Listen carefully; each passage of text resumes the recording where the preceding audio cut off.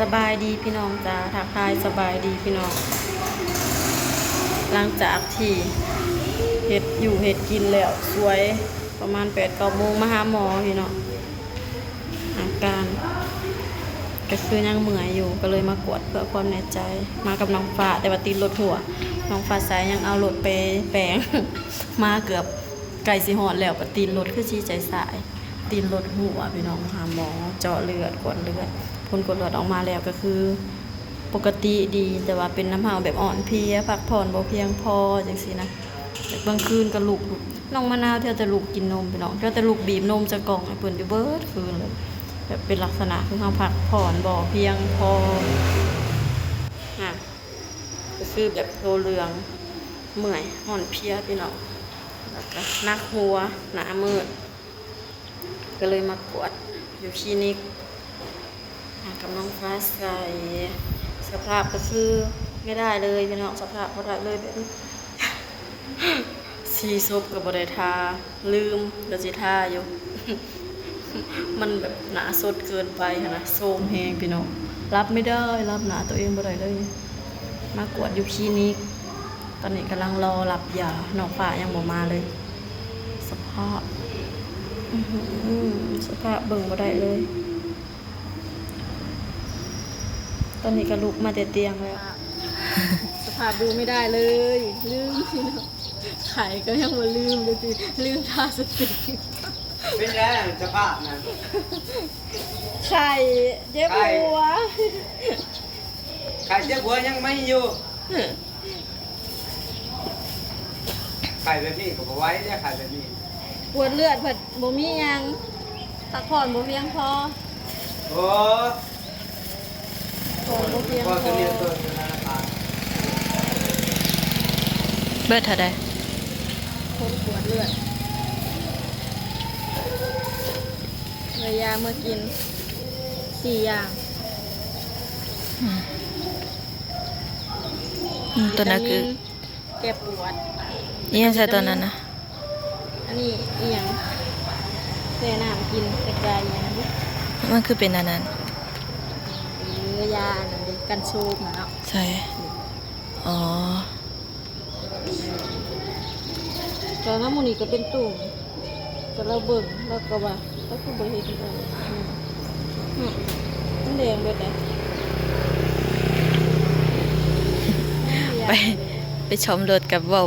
ก็เวียบ่อยากฮู้เรื่องปานใดเนาะเห็นบ่ต้องไปเอายาน้ำมอวิไลมาทายาที่เฮาเคยมันเป็นหยังล่ะก็กระปืดเบิ่งก็เป็นเด้กระปืดเบิ่งให้ว่าก็เป็นวันมันขึ้นซื่อๆมั้งมันฮ้อนบ่มันฮ้อนเนาะเป็นโพสเบิดไป280,000เท่าไหร่วะเป็นเงินก็จักร้อย380,000เกือบ500ครับ280,000บ่ฮอด300,000บ่ฮอดประมาณ400ปลายเนาะจ้าเกิดเป็นมื้อไปบ้านหาแต่หมอมื้อน่ะก็แม่แก้วก็แม่แกนมาอันนี้แหละก็เบิดแม่แกนก็เบิด900,000ติดหมอจืดน่ะอะไรแหละผู้ใหม่เปลี่ยนเวรบ่เปลี่ยนยามเก่าอ้ายอันนั้นดิอ้ายอันนั้นเราเฮามาดูจนจืดหนาแล้วแต่อันนี้หนาใหม่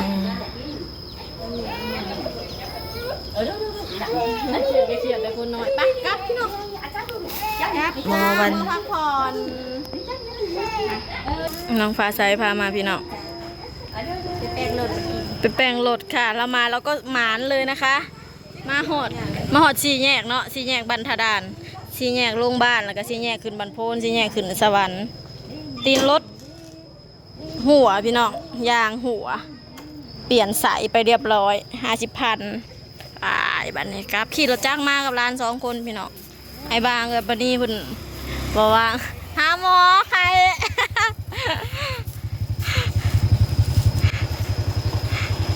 เพิ่นปลูกหมองทั่วดินแม่แก้วถามอยู่เช้านี่ว่ามึงบ่ไปปลูกหมองทั่วดินซอยอ้ายมึงบ่นางเอาไข่เด็กตอนนี้ก็กำลังอยู่ในช่วงลงไห่ลงนาบ้านข้าวบ้านน้ำครับพ่อใหญ่ก็ว่าเดือน7ออกใหม่แล้วก็จะตกขึ้นมา เป็นสิเบิดเดือนเลยเด้เป็นเบิดมืออื่นนี่บ่เดือนลาววันศิลดับบ่มืออื่นมาหาหมออยู่ในเมืองพี่น้องวันธดา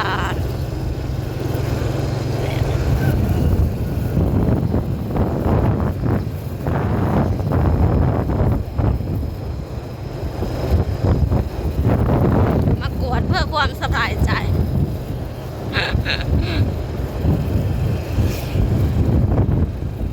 เลือดก็ดีทุกอย่างว่าซานที่จางไม่เจอเลยพักผ่อนไม่เพียงพอทั้งกลางคืนก็ลูกกินแต่นมมะนาวกินนมเบิดคืนแพ็คหนึ่งได้ทั้งคืนนะก็จะเป็นสี่แยกอันนี้ก็แยกเมื่อบ้านเฮาพี่น้องก็จะมีแยกขึ้นเมืองสวรรค์แล้วก็แยกไปพระธาตุโพธิ์ก็แยกเขาในบ้านเด้แยกลงคลองไปจ้าเมื่อบ้านเฮาบ้าน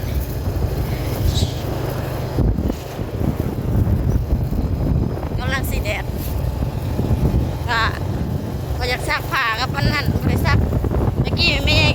ย้ายมาจะออกมาสวนได้บ่เนี่ยกินหอดสวนออกมายังไม่แรงกับมือกินหอดสวนตามคืนแต่กินหอดบ้านสวนว่าสิออกมาสวนบ่สบายเพื่อเราเมื่อกันยาพักผ่อนแบบเวลาลูกมันอยากเจ็บหัวป้าปวดหน้ามืดถ้าลูกแห้งปวดหมอก็จัดวิตามินไปเลย2 ชุดคนกวดเลือดไม่มีอะไรแต่เก่าขั้นเขาเป็นเนี่ยยังมันต้องไขมันเนาะเขาเคยเป็นไขมันขึ้นจังสิอันนี้บ่มีพี่น้องไขมันความดันไม่มีอะไรเลยความดันกับบ่อนั้นแต่ว่ารู้สึกว่าอยากปกติเขาก็เป็นคนโตเหลืองอยู่แล้วเนาะเป็นสีเหลืองพี่น้องต้นโตจังสินะสีเหลืองเขาเจ้าหอดแล้วเด้อแต่หอดยามหน้าแล้วเด้อ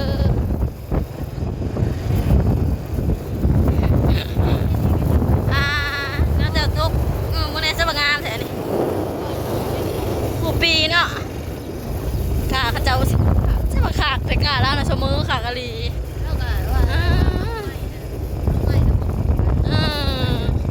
มันเรียบผังอ่ะเพราะว่านั้นนะวันนั้นตากาไอ้บอยนะเห็นคุลุ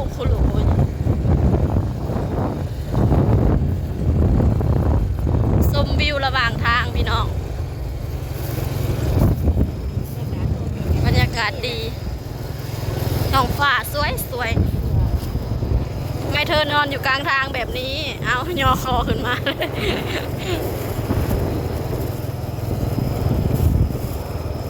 ก็จิแม่นเท่าเพียตั้งแต่อันนั้นไปเลยเนาะตั้งแต่มืองานเพราะว่าปกติก็เป็นคนนอนดึกบ่ได้พี่น้องคือแบบดึกสุดก็คือ3 ทุ่มร่างกายหันไปแหละคือแบบตื่นมาแล้วเป็นแบบเฮานอนบ่พอจังสิเป็นคืออยู่นอนจังสิอยู่บ่ได้ปก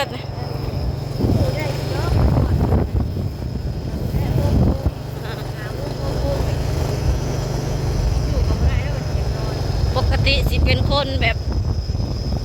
นอนดึกบ่ได้จังสิพี่น้องแต่มื้อนั้นนะเนาะมื้อนั้นน่ะนอนเที่ยงคืนมื้อเตรียมงานนะจะตื่นตี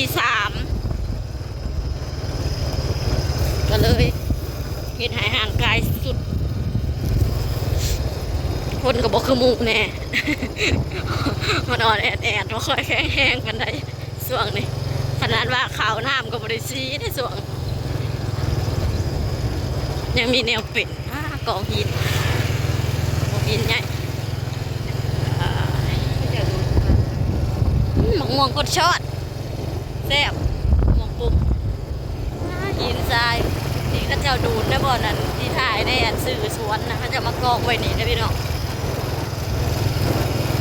กองมักง่าย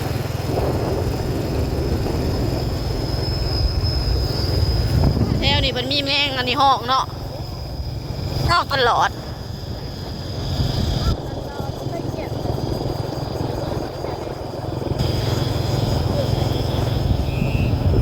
ไปทางนี้ก็จะเอาตกกะแล้วตกกะ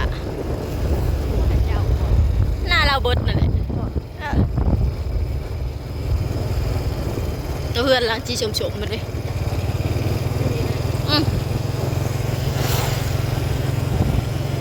แล้วถ่ายหูดด้วยแหละ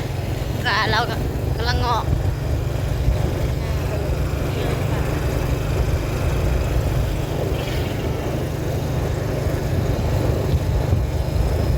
โอเคจ้ะพี่น้องสีหอนเพื่อนแล้วจ้าสำหรับคลิปนี้เราขอจบคลิปไปเพียงเท่านี้เด้อฝากเป็นกำลังใจให้ดาวเลยเด้อพี่น้องเอ้ยแต่ละมือแต่ละเดย์จ้าอีหยังบุ๊ เจอกันคลิปหน้าจ้า